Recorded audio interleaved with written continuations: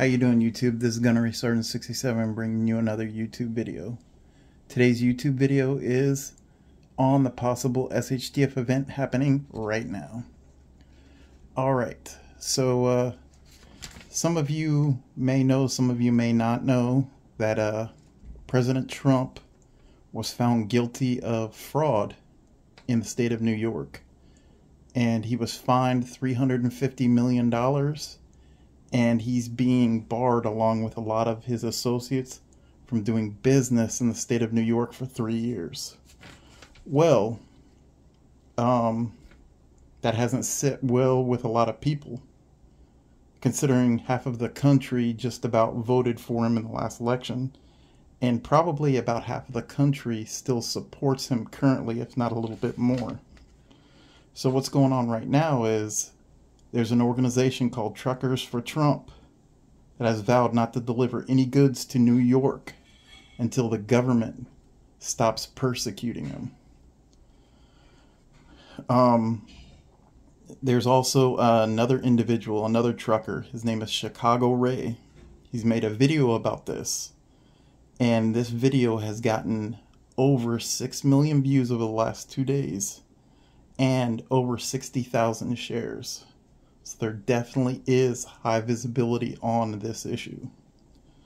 I am a retired Marine, like I've said many times before on this channel. I currently work in civil service on a Navy base. And I got to talk to 4 or 5 commercial truck drivers, and I kind of asked them their opinion on what's going on. And a lot of them, actually every single one of them, kind of said the same thing. That they don't think anything of significance are going to materialize with this boycott, because the truckers unions really can't come to a consensus. But if you think about it, they don't really need to sit down there and completely stop goods going into New York. It's such a massive city and such a massive state that if only 10 to 25% of their normal trucking cargo runs get canceled, what do you think would happen? I think it would plunge the city into chaos. If just 10 to 25% of the trucking cargo runs stop, you can expect medication shortages at pharmacies and hospitals, definitely fuel shortages, and definitely food shortages. It won't be like massive shortages in the beginning. I think that there'll be a lot of things that will be hard to find, but the prices will be astronomical, and a lot of people would be priced out of that particular market. And as these things transpire, I think it'll become more and more worse.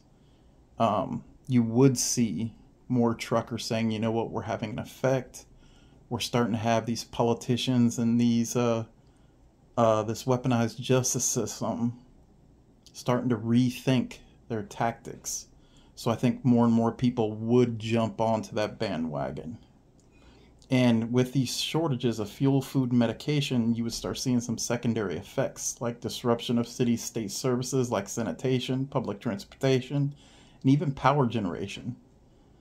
You'd start seeing things like brownouts, garbage not being taken and disposed of, which would cause rats, and then the power going out. You'd have people not being able to control their climate. And it's still winter time up there in New York, so that would be extremely bad. You would have food spoilage, things like that. So all of those things would definitely compound the situation and definitely have an impact on the decision that has been brought down on Donald Trump. But me personally, I don't think that is going to happen. But if this does transpire and you see all those shortages and then those secondary effects transpire, what would happen? Do you think that the politicians in that state or the city government or the state government or even the federal government would just sit down there and kind of cave into the demands? I don't think so. I think you would see a lot of the same things that transpired in Canada when the truckers blockaded the city and they stopped making supply runs into Canada. You saw the government crack down on the truck drivers. You saw them freeze bank accounts of anybody that sat down there and drove trucks or was part of a trucking company that participated in that blockade, in that non-delivery of services. I think the state, city, or even the federal government would step in and punish those people and break it up pretty quickly. But what does this teach us? It teaches us that this is a perfect scenario or a perfect example on why you should be prepared. Because things like this, they happen all the time. And if this gained traction, then you would have a lot of people that don't prepare. They don't have food, they don't have water, they don't have the means to control their climate in a place that is extremely cold. They don't have the means of personal protection. They don't have first aid. They don't have shelter. So this, at the very minimum, should be a very good mental exercise on some of the scenarios on why you should prepare, if not for a month or 2 months, but at least 2 weeks. You should have the ability to provide personal protection, food, water, power generation, shelter, climate control, and first aid. All of these things are very, very important when you have a SHTF event transpire.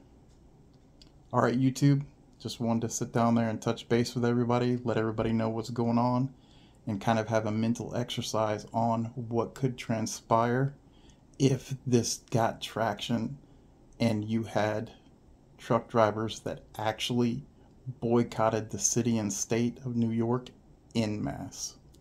All right, YouTube, if you like this content, go ahead and hit the subscribe button. If you like this video, please hit that thumbs up button. Please, in the comments, let me know what you like, what you don't like. Let me know what you think is going to transpire with this trucker boycott of New York and New York City. All right, YouTube, this is going to restart in 67. I'm out.